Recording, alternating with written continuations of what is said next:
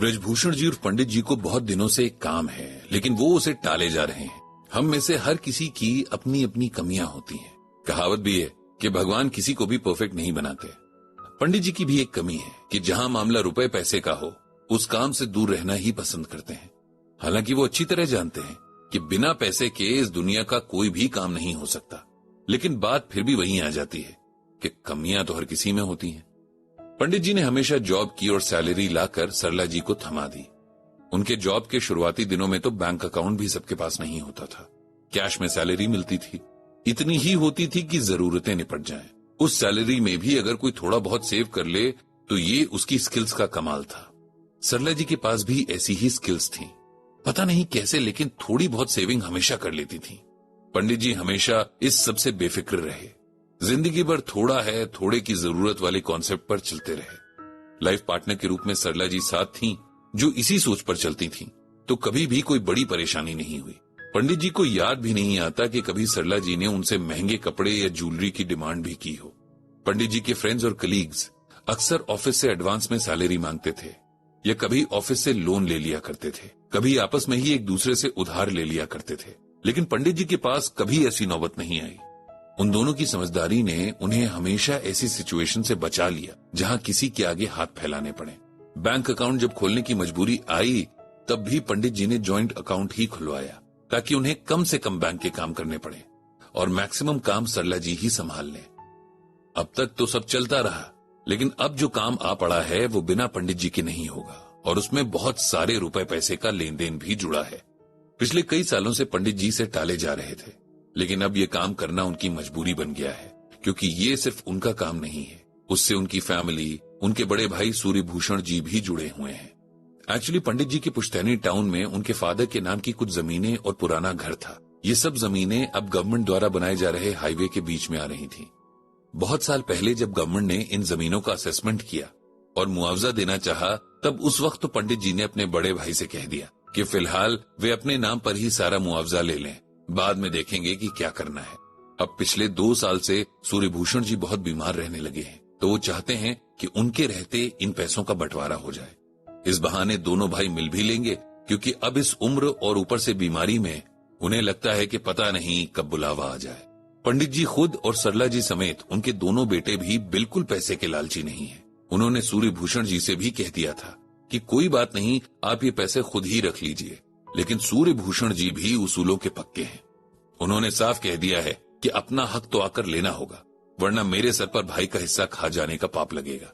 अब इस तर्क के आगे क्या कहा जा सकता था। बहुत सोच विचार करके तय हुआ कि पंडित जी और सरला जी यहाँ से जाएंगे और उनके दोनों बेटे डायरेक्टली सूर्यभूषण जी के पास जाएंगे। पूरी फैमिली कुछ दिन साथ में बिताएगी। जब ये बात उन्होंने सूर्यभूषण जी को बताई तो वो बहुत खुश हुए। अपने भाई से बात करने के बाद पंडित जी ने जब फोन रखा तो उनके मन में एक गहरा संतोष था। उन्होंने भगवान श्री कृष्ण को बहुत बहुत धन्यवाद दिया कि उनमें से किसी के मन में भी, खासकर उनकी नेक्स्ट जनरेशन के मन में भी लालच को नहीं पनपने दिया, वरना आजकल तो लोग कुछ पैसों के लिए अपनों के भी गले काट देते हैं। ये सब सोचते हुए पंडित जी को अपना एक दोस्त याद आ गया, जिसकी जान उसके अपनों ने बस इसी लालच की वजह से ले ली थी। तब पंडित जी सिर्फ ब्रजभूषण हुआ करते थे, एक आम लड़के की तरह कॉलेज में पढ़ते थे। उनका माधव नाम का एक दोस्त था, बहुत ही सीधा, शांत और पढ़ाई में बहुत होशियार। माधव बहुत छोटा था जब उसकी माँ की डेथ हो गई। उसके फादर ने बहुत जल्दी दूसरी शादी भी कर ली और दूसरी माँ फिल्मी सौतेली माओं की तरह तो नहीं थी, लेकिन अपनी माँ जैसा प्यार भी नहीं करती थी। जब उनके अपने बच्चे हो गए तब ये थोड़ा बहुत प्यार भी जाता रहा। माधव ने कभी भी अपनी माँ या सौतेले भाई बहनों की शिकायत पंडित जी से नहीं की, लेकिन सच तो किसी न किसी सूरत में सामने आ ही जाता है। पंडित जी जानते थे कि माधव के दोनों सौतेले भाई उसे पसंद नहीं करते थे। एक बहन थी जो फिर भी उसके साथ थोड़ा नर्म रवैया रखती थी। अभी इन लोगों का कॉलेज चल ही रहा था कि माधव के फादर को हेल्थ इश्यूज रहने लगे। तबीयत बहुत ज्यादा बिगड़ने पर जब उनके कुछ टेस्ट हुए तो उन्हें लंग कैंसर डायग्नोज हुआ, वो भी लास्ट स्टेज में। फैमिली पर एक बार फिर मुसीबत आ गई थी। माधव के फादर का ट्रांसपोर्ट का बिजनेस था जो बहुत अच्छा चलता था, साथ ही उनकी बहुत सारी पुश्तैनी जमीन भी थी। उनके फादर को डॉक्टर साफ साफ बता चुके थे कि उनके पास गिने चुने दिन बचे हैं, इसीलिए उन्होंने अपनी सारी प्रॉपर्टी और बिजनेस को अपने तीनों बेटों में बराबर बांटने का फैसला कर लिया। माधव की मां समेत उसके दोनों भाइयों को उसके फादर के इस डिसीजन से सख्त प्रॉब्लम थी। वे कभी नहीं चाहते थे कि माधव को भी इतना अच्छा खासा हिस्सा मिले। इस बात पर उन्होंने इतना बड़ा कलेश किया कि माधव के फादर, जो शायद कुछ और दिन जीते, वो पहले ही चले गए। अब उसके दोनों भाई उसे प्रेशराइज करने लगे कि वो राइटिंग में दे दे कि उसे खानदानी प्रॉपर्टी में से कुछ नहीं चाहिए। माधव इसके लिए तैयार नहीं था। अगर वो ऐसा कर देता तो वो लोग उसे अपने घर में एक दिन भी न रहने देते। फिर अचानक माधव ने कॉलेज जाना बंद कर दिया। कुछ दिन पंडित जी ने इंतजार किया कि शायद किसी काम में बिजी होगा, लेकिन जब एक हफ्ता बीत गया तो वो पता करने उसके घर चले गए। वहां जाकर पता चला कि उसने तो एक वीक पहले ही सुसाइड कर लिया था। वो अपने फादर की डेथ का सदमा बर्दाश्त नहीं कर पाया और डिप्रेशन में उसने ये कदम उठा लिया। पंडित जी के लिए ये बहुत शॉकिंग था। उन्हें यकीन ही नहीं हो रहा था कि उनका दोस्त ऐसा कर सकता है।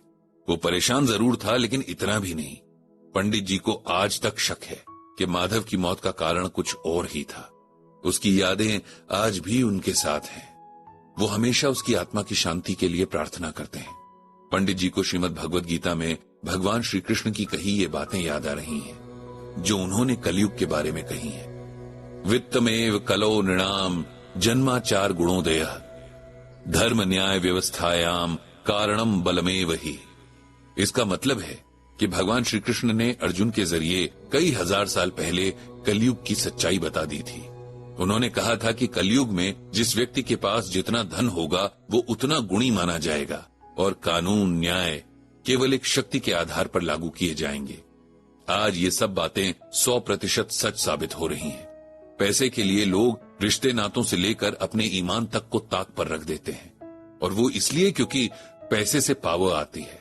लोग भूल चुके हैं कि पैसा उन्हें बाहरी खुशियां तो दे सकता है, लेकिन उनकी आत्मा को भी मैला कर सकता है।